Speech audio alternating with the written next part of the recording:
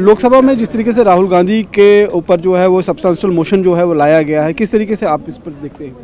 मैंने बताया पहले ही, जिनसे बात हुई वो ये है कि बीजेपी का एजेंडा रहा है जब से बीजेपी सत्ता में आई है कि हमें कांग्रेस मुक्त भारत चाहिए, यानी वो किसी दूसरी पार्टी को बर्दाश्त करने के लिए तैयार है।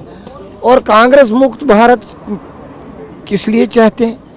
जिस पार्टी ने मुल्क को आज़ादी दी, जिसने संघर्ष किया, जिसने इस मुल्क को पूरी दुनिया में एक आदर दिया, जिसका एक इतिहास है, और जिस पार्टी को लोगों के तई हमेशा अपनी जिम्मेदारियां निभाने का अधिकार मिला है और आज भी है, वो उनसे मुक्ति चाहते हैं। और उनका कंडक्ट रहा है ये मुक्ति चाहते चाहते कि उनको दबाव में लाया जाए, उनको अपनी जिम्मेदारियां पूरी करने से रोका जाए, उनके जो अधिकार हैं बहैसियत एलओपी या बहैसियत एक पार्टी के या बहैसियत एक चुने हुए मेंबर के, उन जिम्मेदारियों को पूरा करने में बाधा डाली जाए, ये उनका कंडक्ट रहा है। और कांग्रेस ये बर्दाश्त करती आई है, आज भी बर्दाश्त करेंगे, कोई बात नहीं। देखिए, ये बचकानी हरकतें हैं। मैं समझता हूं कि हाउस को डिरेल करते हैं। अगर राहुल गांधी साहब ने किसी डील को लेकर एप्रीहेंशंस हाउस में जाहिर किए, ये उनके अपने एप्रीहेंशंस नहीं है, ये लोगों के एप्रीहेंशंस है। उन्होंने अपने नुमाइंदों को के ज़रिए वो हाउस में पहुंचाए, बजाय ये मोशन लाने के रूलिंग पार्टी को चाहिए, बीजेपी को चाहिए इस पर डिबेट हो, इस पर डिस्कशन हो, जो भी एप्रीहेंशंस है वो दूर करने चाहिए। लेकिन जम्मू कश्मीर के हाउस में भी उमर अब्दुल्ला ने इस बात को लेकर कहा था कि जो डील हुआ है उससे कहीं ना कहीं नुकसान होगा, और डील को लेकर सवाल खड़े किए। देखिए, जो ये बताया जा रहा है कि यूएस ने कोई खास ट्रीटमेंट इंडिया को नहीं दिया इस डील में, बस जैसे यूएस ने बाकी अंडर डेवलप्ड इकोनॉमिक कंट्रीज़ को ट्रीट किया, उसी तरीके से इंडिया को भी ट्रीट किया है। जिस तरीके से वो पाकिस्तान को ट्रीट कर रहा है ऑन इकोनॉमिक फ्रंट, उसी तरीके से इंडिया को भी उसने ट्रीट किया। कोई इसमें बड़ा कंसेशन इंडिया को नहीं मिला इस डील में। अगर इसीलिए हम चाहते हैं कि इस पर पार्लियामेंट में डिबेट हो, सरकार की क्या एम ऑब्जेक्टिव्स है, इतना टैरिफ गिराना अमेरिकन प्रोडक्ट्स हो, क्या इससे देश को वाकई कोई फ़ायदा आता है, कोई इंटरेस्ट कोई सेव होता है, उस पर डिबेट और डिस्कशन होना, यही हम चाहते हैं। मगर लोकसभा में बीजेपी ने कहा कि राहुल गांधी ने अपने प्रिविलेज जो है उसका कहीं ना कहीं गलत नहीं, उन्होंने अपनी जिम्मेदारी एज अ पार्लियामेंटेरियन अपनी जिम्मेदारी निभाई है। उनको अपने लोगों ने वहाँ चुन के भेजा है। जो मामला थे, मुल्क के मामला थे, जो एप्रीहेंशंस है, उनको जाहिर करना और सरकार से उस एप्रीहेंशंस का जवाब लेना, वो अपनी जिम्मेदारी एज ए एमपी निभा रहे हैं। लोकसभा में जिस तरीके से राहुल गांधी के ऊपर सब्सटेंशियल मोशन जो है वो सरकार लेकर आई है, किस तरीके से आप उस पर देखते हैं? देखें, राहुल गांधी बार बार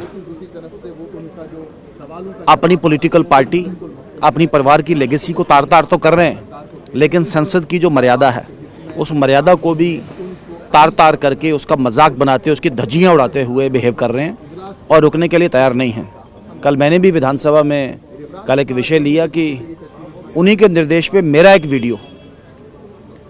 पर्सनल वीडियो जो कांग्रेस ने अपने राष्ट्रीय हैंडल पे जाना, जो बाकी में कट एंड पेस्ट वाला वीडियो था, तो मैं इस कार्रवाई का स्वागत करता हूं और मुझे उम्मीद है कि स्पीकर महोदय और जो हाउस कमेटीज़ हैं पार्लियामेंट की इसमें उक्त संज्ञान लेंगी और वाकई law will find its own course in the case of Rahul Gandhi's renewed and repeated acts and omissions. Thank you very much. जिस तरीके से लोकसभा में राहुल गांधी के ऊपर अब सब्सटेंशियल मोशन लेकर आया गया है, किस तरीके से आपसे देखते हैं सरकार की तरफ से? Part of politics.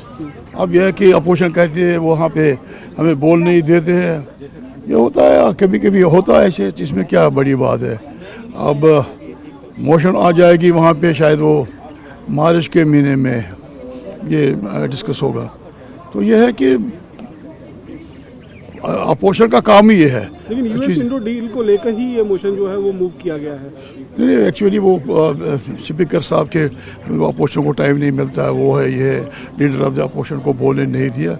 लेकिन जब लीडर ऑफ द अपोजिशन को मिलना चाहिए टाइम, ये दोनों चीज़ें होती हैं, leader of the house, leader of the opposition, ये दोनों बड़े अहम है पोस्ट है, और इसमें फराग दिली से टाइम देना चाहिए लीडर ऑफ अपोजिशन को। डील को लेकर जम्मू कश्मीर के सदन में भी मुख्यमंत्री की तरफ से कहा गया था, अपनी जो है वो जो है वो उसमें क्या कुछ हो सकता है, नुकसान हो सकता है।